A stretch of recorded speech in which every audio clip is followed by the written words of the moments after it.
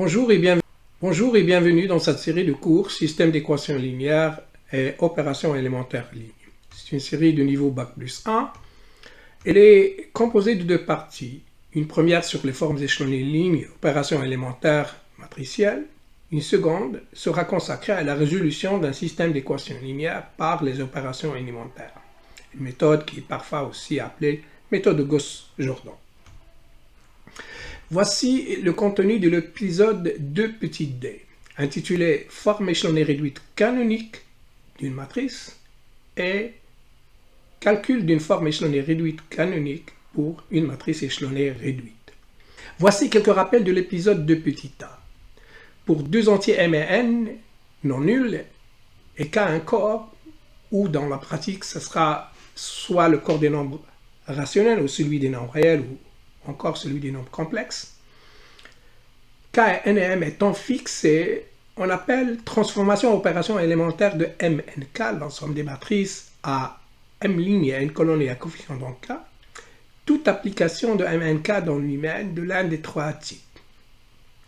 Soit c'est celle qui consiste à permuter une ligne I avec une ligne J, notée LIJ, ou encore celle qui consiste à ajouter à la ligne I alpha fois la JM ligne, notée ou désignée par LIJ de alpha, où alpha est un certain élément de K fixé. I et J aussi, ce sont des indices de ligne fixés.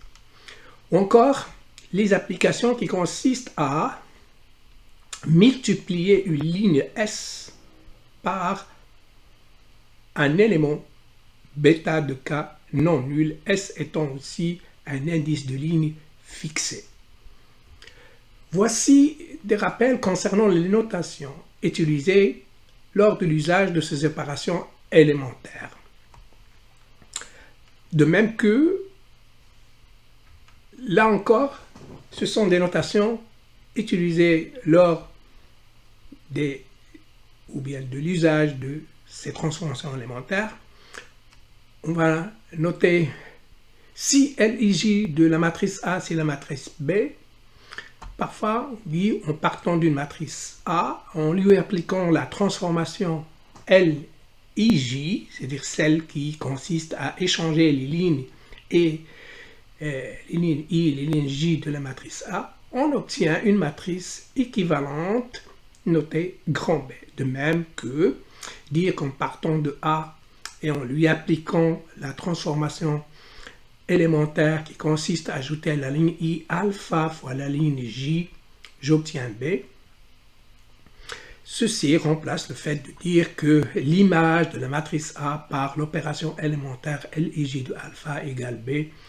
Et de même, cette notation consiste à dire que si B est l'image de A par la transformation élémentaire qui consiste à multiplier la ligne I par gamma, peut être désigné ou noté en disant qu'en partant de A et en lui appliquant la transformation élémentaire LI de gamma, j'obtiens une matrice B équivalente à grand A. Plus généralement, on va noter entre A et B ce signe d'équivalence si l'une des matrices A ou B est obtenue de l'autre en lui appliquant un nombre fini d'opérations élémentaires. Donc, on va utiliser le mot A est équivalent B si A est obtenu de B, ou bien si B est obtenu de A en appliquant soit B soit A un nombre fini de transformations élémentaires. J'ai dit pour plus de précision, voir les vidéos consacrées à cette notion d'opération élémentaire et à la notion d'équivalence de matrice. Regardons maintenant ces deux matrices-là et essayons d'analyser qu'est-ce qu'ils ont de particulier. Eh bien, on remarque que pour les deux, dès qu'on rencontre une ligne nulle, eh bien, il n'y a plus de ligne non nulle, c'est-à-dire les lignes nulles se situent en dernière position. Première remarque. Seconde remarque, on remarque que le nombre de zéros commençant les lignes, le nombre de zéros consécutifs, c'est-à-dire qui se suivent et que commencent les lignes, augmente strictement, croît en passant d'une ligne à une autre. voyez ici, cette ligne commence par 0, 2, 0. Celle-ci commence par 1, 0. Celle-là commence par 3, 0. Et la même chose pour cette matrice-là. Eh bien, de telles matrices qui possèdent ces deux propriétés, on les appellera, et ils sont appelés des matrices échelonnées lignes. Voici d'autres matrices, elles qui ne sont pas échelonnées, parce que regardez ici, celle-là, la propriété qui lui défaut, c'est que la deuxième et la troisième ligne commencent par le même nombre de zéros consécutifs qui est 1. Par contre, pour la deuxième, la propriété qui lui fait défaut, c'est que la deuxième ligne est nulle, mais après cette ligne est nulle, il y a une autre qui n'est pas nulle. Donc, ces deux exemples ne seront pas appelés des matrices échelonnées lignes. Donc, la définition, c'est qu'une matrice à m ligne et n colonnes à coefficient dans un corps K sera dite échelonnée ligne. En abrégé, on notera E petit l si elle vérifie les deux conditions suivantes. Après une ligne nulle de A, il n'y a pas de ligne non nulle et le nombre de zéros consécutifs commençant une ligne non nulle de A augmente ou croît strictement de ligne en ligne. Maintenant, voici quelques exemples de matrices où on essaiera de voir quelle relation entre ces matrices-là exposées ici, ils sont en nombre de 4. On remarque que partant de la matrice D1, eh bien, en lui appliquant deux opérations élémentaires, j'obtiens une matrice D2. Donc, au sens de langage que nous avons défini, c'est que ces deux matrices sont équivalentes. Mais ni la première ni la deuxième n'est échelonnée. Mais si on continue, on applique à D2 l'opération élémentaire qui consiste à ajouter la troisième ligne une fois la deuxième, c'est-à-dire ajouter la deuxième à la troisième. Ici, j'ajoute la deuxième à la troisième, j'obtiens une matrice D3. Or, la nouvelle propriété de D3 est que D1 et D2 ne possédaient pas, c'est que maintenant cette matrice est échelonnée. La même chose ici, ce D3 qui est échelonné, si je lui applique ces deux transformations élémentaires qui consistent à multiplier et la troisième et la deuxième par moins 1, j'obtiens une matrice D4. D4 est aussi échelonné. Donc D4 et D3 sont deux matrices équivalentes aux deux premières et ils sont échelonnés. On va dire, ces deux matrices qu'on a récupérées à partir de ces deux-là, en leur appliquant des opérations élémentaires et qui ont la propriété d'être échelonnées, on va dire que ce sont deux formes échelonnées de D1 et de D2, et aussi d'elle-même, que D4 est une forme échelonnée de elle-même, de D4. Donc, plus précisément, voilà la définition, on appelle une forme échelonnée ligne d'une matrice A, une matrice échelonnée ligne équivalente à A. Comme ici, D3 et D4 sont deux formes échelonnées de D1 et de D2. Quelques rappels de l'épisode 2 petit b. Dans petit b, nous avons montré que toute matrice non nulle admet une forme échelonnée ligne, c'est-à-dire partant de n'importe quelle matrice, eh bien je peux trouver un certain nombre d'opérations élémentaires que j'applique à cette matrice et je me retrouve avec une matrice qui est échelonnée, une telle matrice que nous avons appelé une forme échelonnée. Et comment ceci? Nous avons présenté un algorithme de calcul de ces formes échelonnées. Et cet algorithme consistait à appliquer à une matrice présentée deux étapes, une étape 0 qu'on applique aux matrices non nulles et ayant en moins une ligne non nulle après une ligne nulle, c'est-à-dire qui ne possède pas la première propriété d'une matrice échelonnée. Une fois terminée, si cette matrice n'est pas échelonnée, on lui passe on la passe à l'étape 1 qui est applicable aux matrices non nulles n'ayant pas de ligne nulle ou bien n'ayant pas de ligne non nulle après une ligne nulle. Et c'est le résultat de l'étape 1 est échelonnée, donc on arrête. Sinon, on va répéter cette étape 1 à des sous-matrices, des matrices résultats jusqu'à obtention du résultat espéré. Plus exactement, regardons ça sur un petit exemple. Voici une matrice donc, qui est non nulle et qui a une ligne non nulle après une ligne nulle. Donc, à de telles matrices, l'étape 0 est applicable. L'étape 0 consiste à utiliser les opérations élémentaires permutation de lignes de telle façon de rendre tout de récupérer une matrice qui est équivalente à la matrice de départ, et puis toutes les lignes non nulles de cette matrice équivalente doivent être en dernière position, comme ici. Donc on remarque que si on applique la permutation de la première et de la cinquième ligne, et la permutation de la troisième et de la quatrième, ici sur A, on obtient A0, et A0 a la propriété d'avoir toutes les lignes non nulles en dernière position. Eh bien, cette matrice résultat n'est pas échelonnée, donc on va lui appliquer l'étape 1. Qu'est-ce que c'est que l'étape 1? Regardons toujours ceci sur un exemple.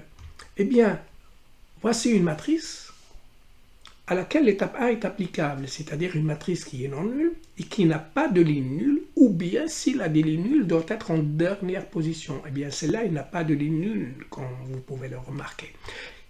L'étape 1 consiste à choisir ou bien déterminer la première colonne non nulle d'une telle matrice. Ici, c'est la deuxième colonne. Et une fois qu'on a déterminé la première colonne non nulle, on essaye de déterminer le premier coefficient non nul de cette colonne non nulle. Quand je dis premier, c'est-à-dire en partant du haut en bas. Pour les colonnes, c'est de gauche vers la droite. Donc, le premier indice, ou bien l'indice de la première colonne, c'est 2 ici, et l'indice du coefficient, c'est A2, 2. Donc l'indice de ligne, c'est 2, et l'indice de colonne, comme marqué ici, c'est 2. Je choisis ce coefficient-là, et puis l'étape 1 consiste à annuler tous les coefficients qui sont en dessous de ce coefficient-là, et ceci via des opérations élémentaires qui sont ajoutées à ces lignes porteuses de ces coefficients non nuls, un multiple de cette ligne qui porte le premier coefficient non nul de la colonne première non nulle.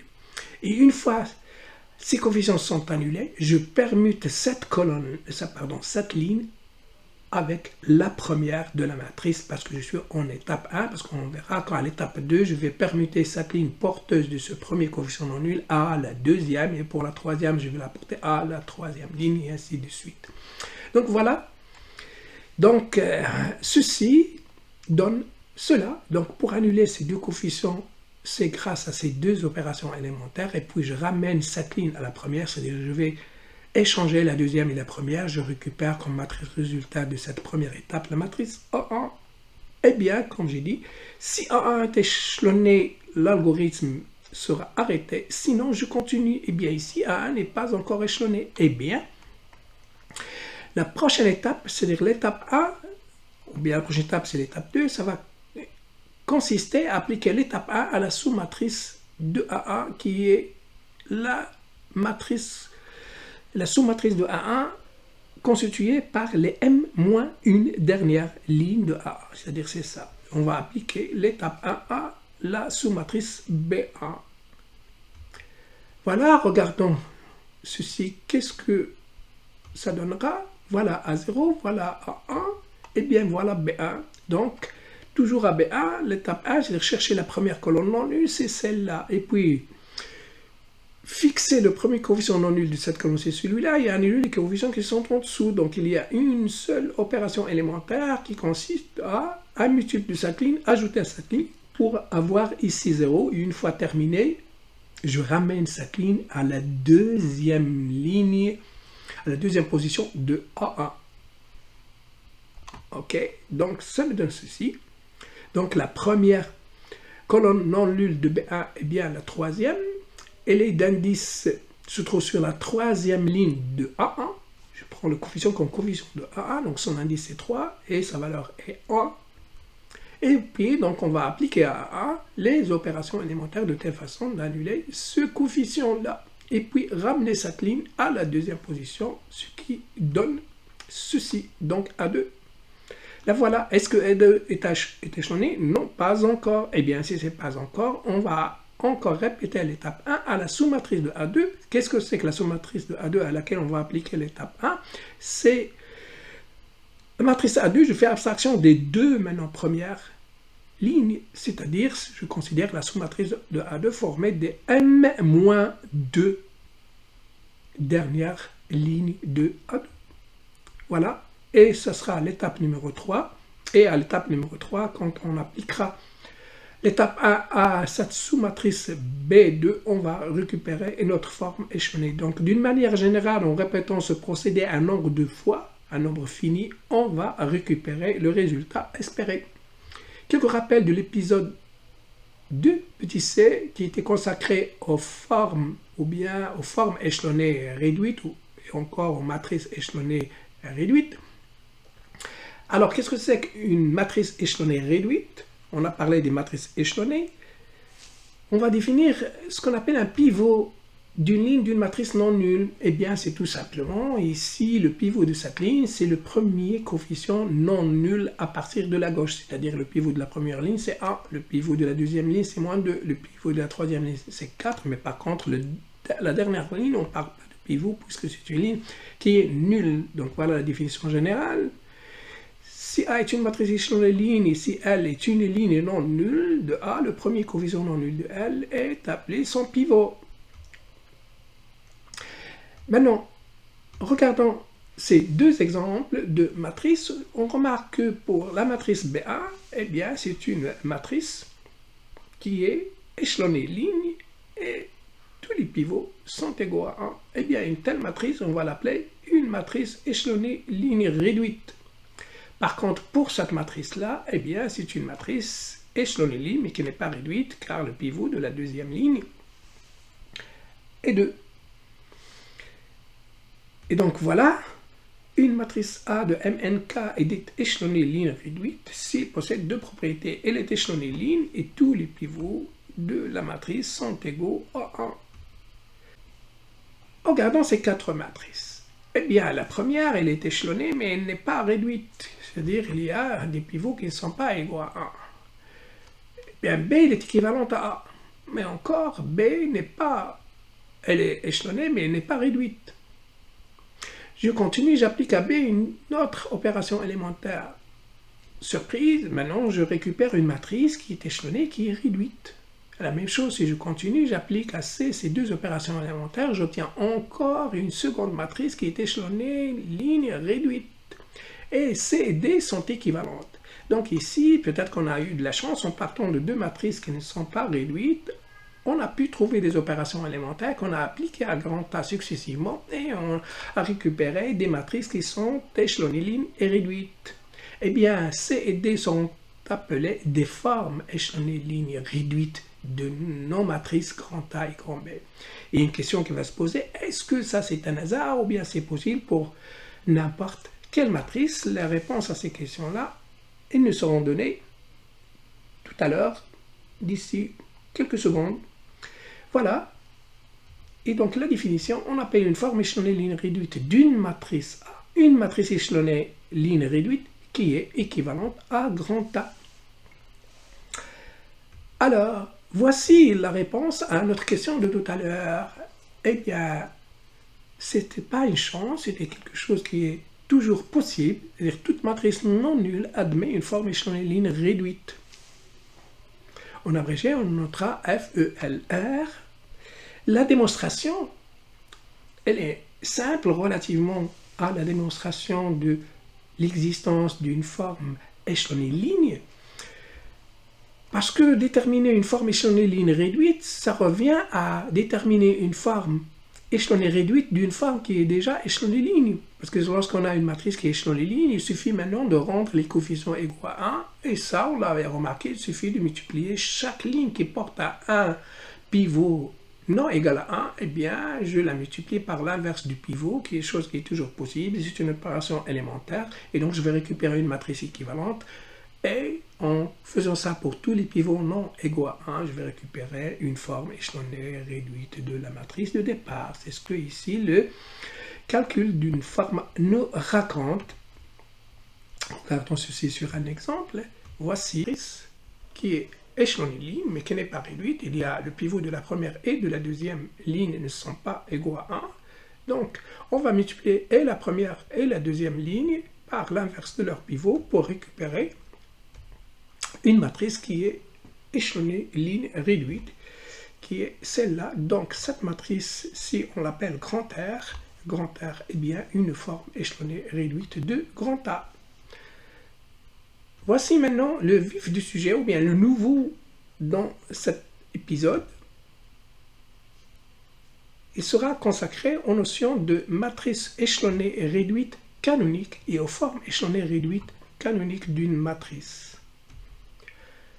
Plus exactement, on va appeler une matrice qui a une ligne et une colonne et un coefficient donc K de échelonnée ligne réduite, il y a l'adjectif canonique qui s'ajoute, si, premièrement, elle est échelonnée ligne réduite, donc échelonnée ligne, les pivots tous égaux à 1, plus la nouvelle propriété, c'est que chaque pivot de A est l'unique élément non nul de sa colonne.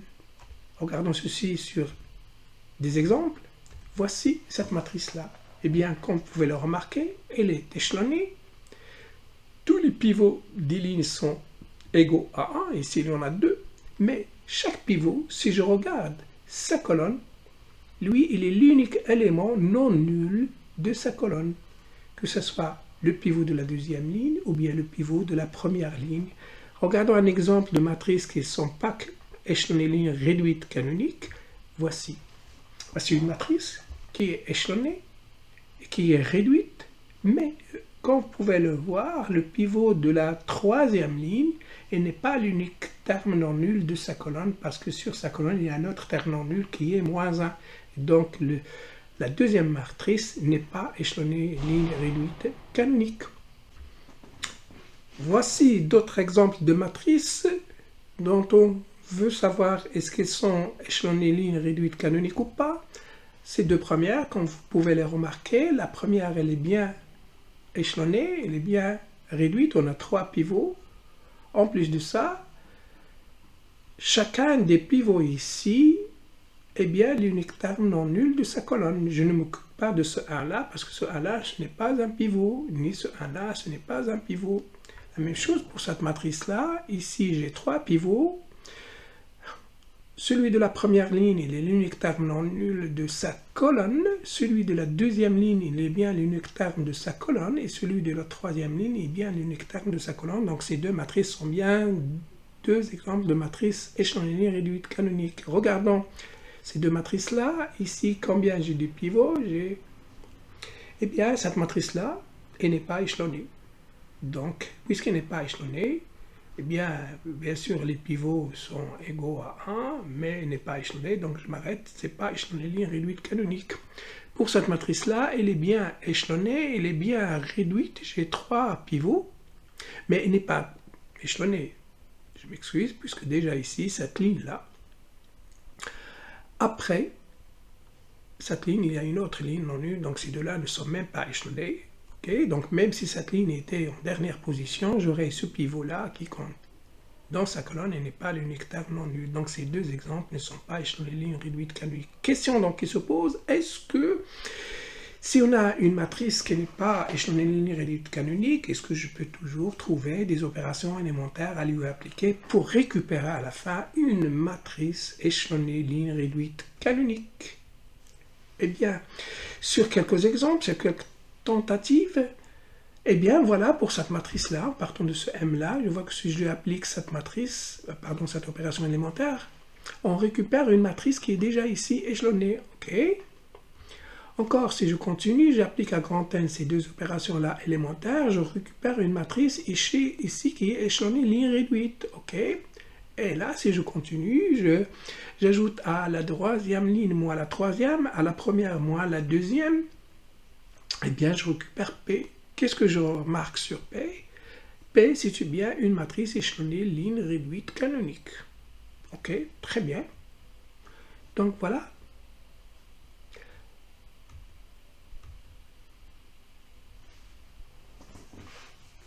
Et donc, P, eh bien,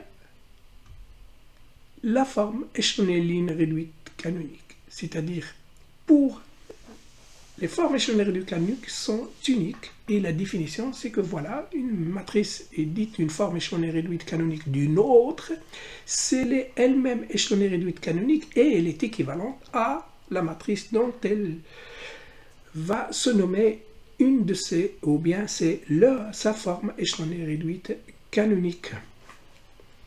Donc la différence c'est que pour les formes échelonnées réduites canoniques, elles sont uniques.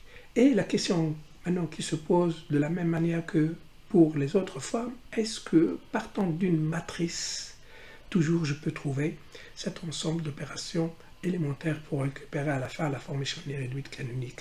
Si oui, comment y a-t-il un algorithme, y a-t-il une méthode pour récupérer ceci? La réponse est cette proposition. Toute matrice non nulle admet une forme échelonnée ligne réduite canonique. La démonstration, et la voilà. Donc, il suffit de récupérer une forme échelonnée réduite. Ça, c'était possible, donc parce que trouver la forme, c'est trouver une matrice qui est échelonnée ligne, c'est-à-dire qui a les deux propriétés d'avoir toutes ces lignes nulles en dernière position, voir le nombre de zéros consécutifs par quoi commencent les lignes, croît strictement en passant d'une ligne à la suivante, et puis tous les pivots sont égaux à 1, ça c'est possible. Et maintenant, la nouvelle propriété, c'est que chaque pivot d'une ligne non nulle doit être l'unique terme de sa colonne. Alors comment récupérer ceci? Eh bien voilà, il suffit de savoir maintenant comment déterminer une forme échelonnée réduite canonique d'une matrice qui est déjà échelonnée réduite. Eh bien si on a une matrice qui est déjà échelonnée ligne réduite, comment trouver sa forme canonique? Eh bien, voici le calcul à faire. Eh bien, pour chaque indice de ligne qui a un pivot et dont ce pivot n'est pas l'unique terme non nul de sa colonne. Et commençons par la ligne d'indice, l'indice le plus grand, c'est-à-dire la ligne la plus basse. Annulons, cherchons, prenons ce pivot-là, qui n'est pas l'unique terme non nul de sa colonne, et annulons tous les termes, bien tous les coefficients de cette colonne qui ne sont pas nuls, qui sont au-dessus de lui, parce que, puisque la matrice est échelonnée, les coefficients qui sont en dessous de lui sont nuls. Et comment ceci? En prenant un multiple de cette ligne qui porte ce pivot, et l'ajouter à la ligne dont on veut annuler ce coefficient qui n'est pas nul, qui est au-dessus de ce pivot-là. Et puis, donc ceci, en le faisant pour toutes les lignes dont les pivots ne sont pas l'unique terme de leur colonne. Et une fois toutes ces transformations sont appliquées à la matrice de départ qui était juste échelonnée ligne réduite, on va récupérer justement une matrice échelonnée ligne réduite canonique, et ça sera la forme et notre algorithme sera terminé. Pour éclaircir ces étapes-là, regardons ceci sur un exemple. Voici donc une matrice qui est échelonnée ligne réduite. Voilà, échelonnée réduite. Mais on remarque que pour les pivots de la troisième et de la quatrième ligne, ils ne sont pas l'unique terme de leur colonne. Eh bien, on commence par la ligne la plus basse, c'est-à-dire dans le sens décroissant des indices des lignes. Alors ici, on a deux coefficients non nuls au-dessus. Eh bien, je vais prendre un multiple de cette ligne-là pour l'ajouter à la première, à la troisième ligne, et pour que ça me donne à la matrice résultat ici 0. Et puis, quel est le multiple de cette ligne? Que une fois l'ajouté à cette ligne-là, la matrice résultat aura ici un coefficient 0. Eh bien, ce n'est pas difficile.